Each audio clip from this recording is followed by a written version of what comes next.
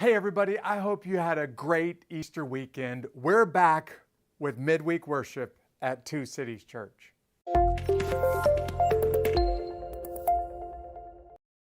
My name is Jeff, and we created this broadcast just for you. If you're watching this for the first time, why don't you look below me?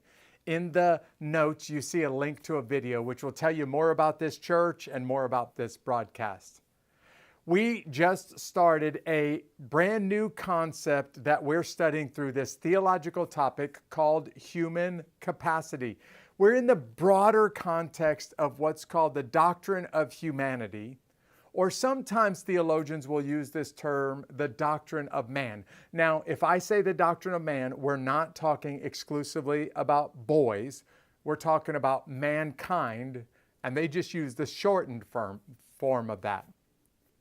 Last week, we looked at an introduction to the doctrine of humanity as we talked about human capacity. And that phrase basically means God made people different than the animals.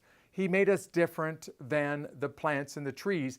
And He's given us some gifts. I like to use gifts in the place of capacity.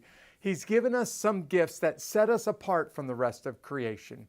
These gifts are from God to humans, and last week what we started to learn is He's given us these gifts for a purpose. We're supposed to use these gifts not in selfish ways. We're supposed to use them to glorify God, to help other people learn how amazing our God is. So today, the topic that we're going to talk about is human reason.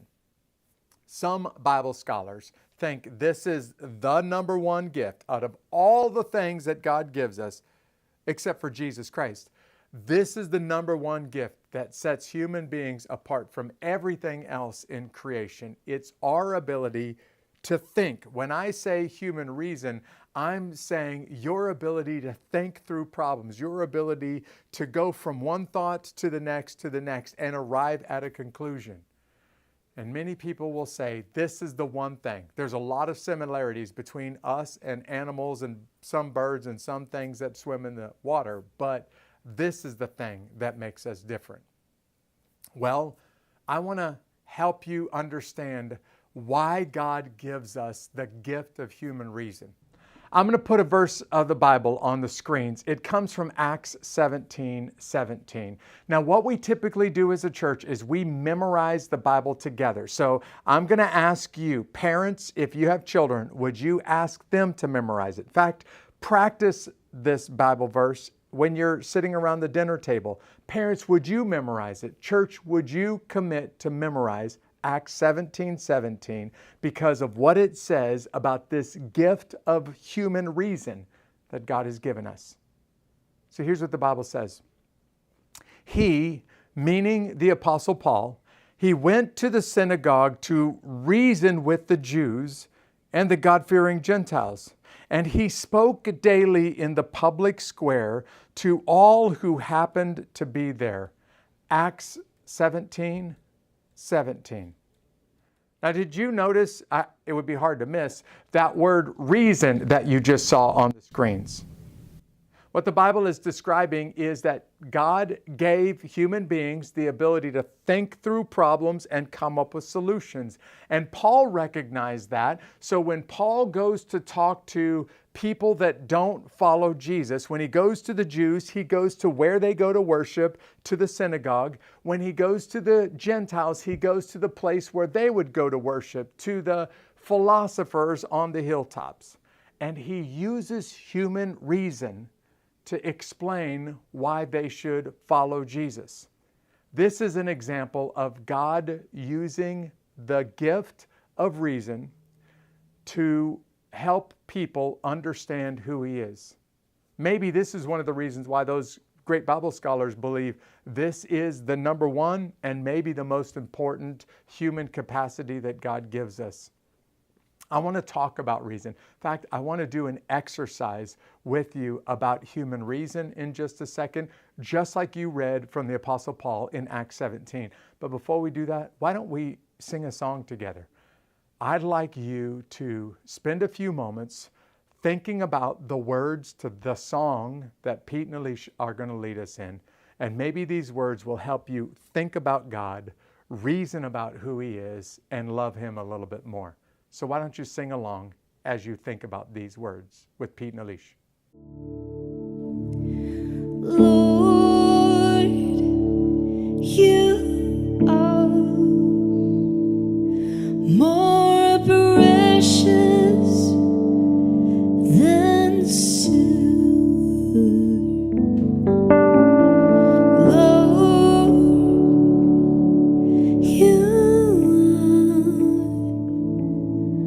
are more costly than gold. Lord, you are more beautiful than diamonds, and nothing I desire compares with you.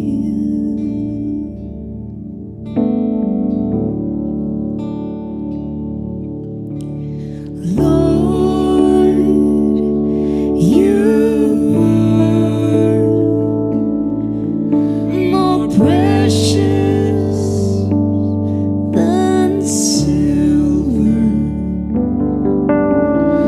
Lord, you are more costly than gold.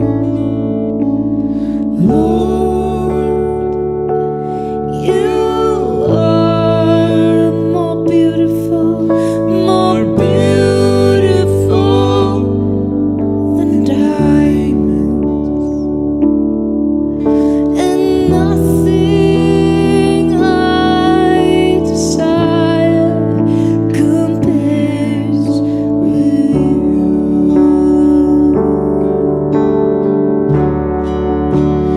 You alone are holy.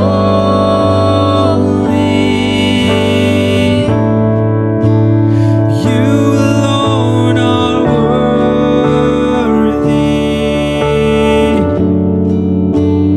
You deserve the glory.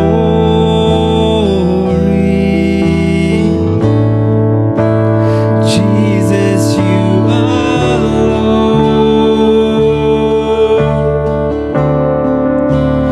You alone are holy.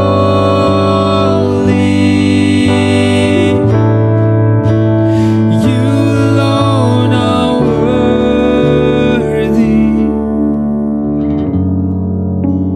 You deserve the glory.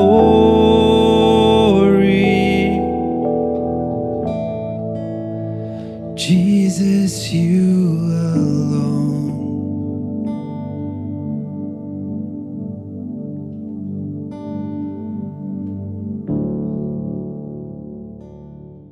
All right, now that you've sang that song and we've started to understand this precious gift of reason, listen, this really is what distinguishes us from the birds and the fish and the animals. We have the ability to think logically and to understand big concepts. But consider this, God didn't give us this ability for our own selfish ends. He actually gave us the ability to reason for His glory. That's why humans exist in the first place. That's also why these human capacities exist. So to end this broadcast tonight, I'm going to put a question on the screens that I'd like for you to think through and answer out loud. Now, if you're at your house by yourself and you answer this out loud, it might feel weird, but nobody else is going to be around to hear you answer it, so don't worry about it. If you've got a family or you've got some friends around while you're watching this, I really would like this to be an out loud answer, because maybe it will start a conversation that will help you think about and pray for somebody who needs your prayers today. Here's the question. Who have you reasoned with about Jesus lately? Remember Acts 17:17? This very normal, everyday guy, just like me and like you, went and he used what he understood about God and started to explain that to other people so that they would become followers of Jesus. Well, I'm asking you, who have you done that with lately? And maybe you have a name that comes right to the top of your head. Would you start to think about who you've reasoned with, who you have used your words and your thoughts about Jesus to help influence them?